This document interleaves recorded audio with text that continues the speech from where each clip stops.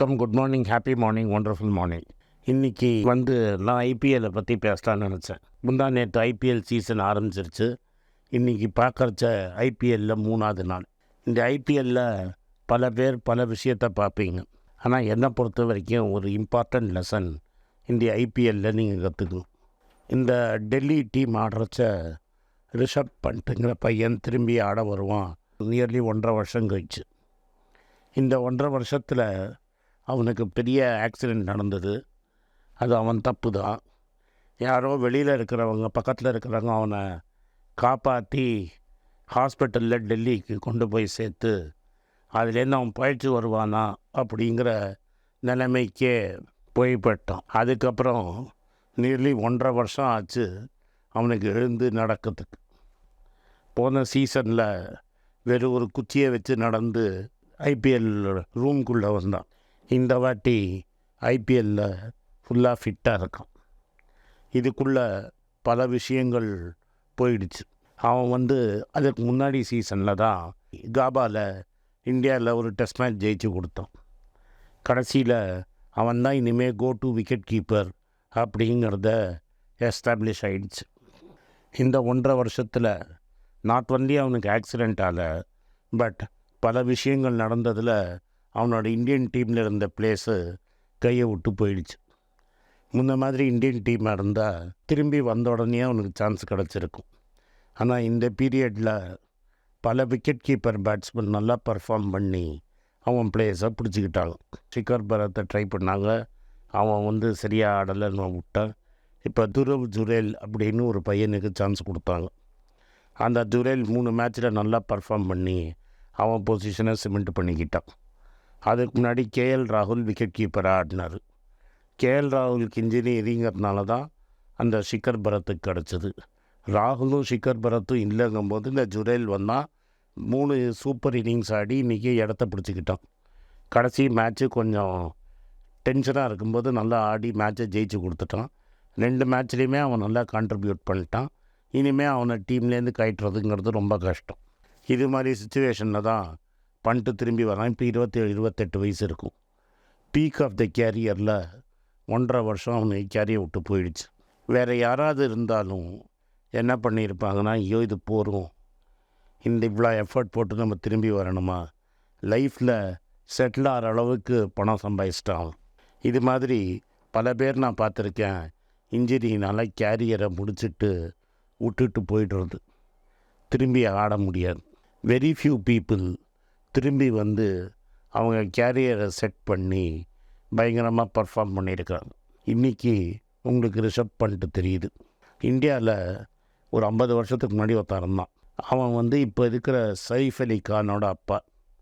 அவன் பேர் மன்சூர் அலிகான் பட்டௌடின்னு பேர். ஒரு 10 வருஷத்துக்கு முன்னாடி இறந்தார். அவனை டைகர் பட்டௌடின்னு கூப்பிடுவாங்க. இந்த டைகர் பட்டௌடியோட அப்பாவும் ஒரு பெரிய பேட்ஸ்மேன். இந்தியாவுக்கும் இங்கிலாண்டு 2 நாட்டுக்கும் ஆடினவர். டைகர் ஷர்மிளா டாகூரை கல்யாணம் பண்ணிக்கிட்டு, பெரிய நடிகை கல்யாணம் பண்ணிக்கிட்டு, ஸ்கூட்டர் ஆக்சிடெண்ட்டில் ஒரு கண்ணு போயிடுச்சு. 2 கண்ணை வச்சு கிரிக்கெட் ஆடுறதே ரொம்ப கஷ்டம். ஒத்த கண்ணோட கிரிக்கெட் ஆடி திரும்பி இந்தியாவுக்கு ஆடி டபுள் செஞ்சுரி அடித்து இந்தியாவுக்கே கேப்டன் ஆனான். அது இந்த ரிஷப் பண்ணுறது. இதெல்லாம் என்னன்னா, எவ்வளோ பெரிய ஆப்ஸ்டக்கிள் உங்களுக்கு முன்னாடி வந்தாலும் அந்த ஆப்ஸ்டக்கிள்லேருந்து நம்மளை ஜெயிக்க முடியும், நம்மளால் முடியும் அப்படிங்கிறத அவங்க நல்லா நம்புகிறாங்க. தட் இஸ், எல்லா ஆப்ஸ்டக்கிள்னால் உங்களுக்கு முன்னாடி ஒரு தடை. வாழ்க்கையில் எவ்வளோத்துக்கு பெரிய தடை வந்தாலும் அந்த தடையை தாண்டி உங்களால் வாழ்க்கையில் ஜெயிக்க முடியும் அப்படிங்கிறதுக்கு இது ஒரு example. The obstacle in the path becomes the path. அதாவது எது உங்களுக்கு உங்களோட முன்னேற்றத்துக்கு ஒரு தடையாக இருக்கோ அதுவே உங்களுக்கு முன்னேற்ற பாதையாக அமையுங்கிறது தான் இதோட தாத்பரியம். ஏன்னா உங்கள் வில் பவர் அதை ஜெயிச்சு காட்டும். ஸோ ஒரு தடையிலையும் உங்களுக்கு ஒரு வாய்ப்பு இருக்குது. அண்ட் இது அந்த கண்டிஷன்லேயே ஒரு சான்ஸ் இருக்குது நம்ம திரும்பி கண்டிஷனை இம்ப்ரூவ் பண்ணி பெட்டராகிறதுக்கு. அதுக்கு ஒரு அயர்ன் வில் வேணும், ஒரு வெறி வேணும், ஒரு காட்டு வெறி வேணும். இந்த choose not to be harmed. அதாவது எனக்கு ஒன்றும் ஆகலைன்னு நான் நினச்சிட்டேன்னு வைங்க, எனக்கு ஒன்றும் ஆலை தான். எனக்கு அடிபடலை அப்படின்னு நினச்சிட்டேன்னா வாழ்க்கையில் உங்களுக்கு அடிபடலை. அண்ட் நீங்கள் அடிபடலைன்னு நீங்கள் நினச்சிட்டிங்கன்னா டெஃபினட்டாக உங்களுக்கு இப்போ என்ன பெரிய அடியாக இருந்தாலும் அது உங்களோட கான்ஃபிடென்ஸை ஹார்ம் பண்ண முடியாது. அடிபட்டு கீழே விழுந்து இனிமேல் எழுந்துக்க முடியாதுன்னு நினச்சவன் உயிர் தப்பிச்சாச்சு, இனிமேல் என்னை ஒன்றுமே தடுக்காதுன்னு நினச்சிட்டா 2 கை 2 கால் இருக்குது, இதுக்கு மேலே நான் நடக்கணும், அவ்வளோதான். நான் இப்படி காரை ஓட்டியிருந்தால் என்ன ஆயிருக்கும், அப்படி காரை ஓட்டியிருந்தால் என்ன ஆயிருக்கும், எனக்கு போய் ஏன் வந்தது, ஏன் மற்றவனுக்கெல்லாம் வந்ததா, எனக்கு ஏன் வந்ததுன்னு நான் நினச்சிருந்தானா அவனுக்கு டைம் வேஸ்ட்டு. அவன் என்ன நினைக்கணும், அப்பா தப்பித்தேன், ஸ்பைனல் கார்டு கிட்னல் கார்டு பெருசாக டேமேஜாக இருந்தால் வாழ்க்கை ஃபுல்லாக வீல் சேரு, அதெல்லாம் இல்லை, என்னால் எழுந்து நடக்க முடியும், டைம் தான் ஆகும், எக்ஸசைஸ் பண்ணி பாடியை பில்டு பண்ணால் திரும்பி வரலாம், அப்போ நான் ஹார்ம் இல்லை. இதே எனக்கு ஸ்பைனல் கார்டு டேமேஜ் ஆகி பர்மனெண்ட்டாக நான் போய் படுத்தேன்னா அது பர்மனெண்ட் டேமேஜ். பட் இதில் எனக்கு பர்மனெண்ட் டேமேஜ் இல்லை. அதே மாதிரி பட்டவுடி நினச்சான், எனக்கு 2 கண்ணு இல்லாட்ட 1 கண்ணு இருக்குல்ல, எனக்கு 2 கண்ணு இல்லைன்னா ஒரு கண்ணு இருக்குல்லன்னு அவன் நினச்சான். அப்போனா அவங்க என்ன நினைக்கிறாங்க, எனக்கு இது ஒரு பாதகமாக இருக்காது, என்னால் முடியும் அப்படின்னு நினைக்கிறாங்க. ஒன்ஸ் நீங்கள் என்னால் முடிக்க முடியும், இது எனக்கு ஹார்ம் இல்லைன்னு நீங்கள் நினச்சிட்டிங்கன்னா அது டெஃபினட்டாக உங்களுக்கு ஹார்ம் பண்ணவே முடியாது. தட் இஸ், இது எனக்கு கெடுதல் இல்லைன்னு நீங்கள் நினச்சிட்டிங்கன்னா அது கெடுதலே கிடையாது. ஒன்ஸ் அது கெடுதல் இல்லைன்னு தெரிஞ்சப்பறம் நம்ம எழுந்து நடந்து வாழ்க்கையில் ஜெயிக்கிறதுங்கிறது ரொம்ப ஈஸி. ஒரு இமோஷன் உங்களை ஹெல்ப் பண்ணாதுன்னு தெரிஞ்சிருச்சுன்னா தென் அந்த இமோஷனை நீங்கள் விட்டுட்டு போகிறது தான் வழி. இப்போது அதுக்கு தான் நான் இன்னொரு இடத்துல சொன்னேன், ரோர் வித் த லயன்னு. தட் இஸ், ஒரு சிங்கம் கத்தினா அதை பார்த்து நம்ம பயப்பட்டோன்னா எந்த டைரெக்ஷன்லேயும் அந்த பயம் வருதோ அந்த டைரெக்ஷனில் போகணும். இப்போ அவன் அதே பண்ணதுனால்தான் இன்றைக்கி ஃபிட் ஆகிட்டான். ஃபிட் ஆகி நெட்டில் கிரிக்கெட் ஆடுறான். அவன் இனிமேல் வாழ்க்கையில் சக்ஸஸ்ஃபுல்லாக கிரிக்கெட் ஆடுறான்னா ஆடலையாங்கிறது முக்கியம் கிடையாது.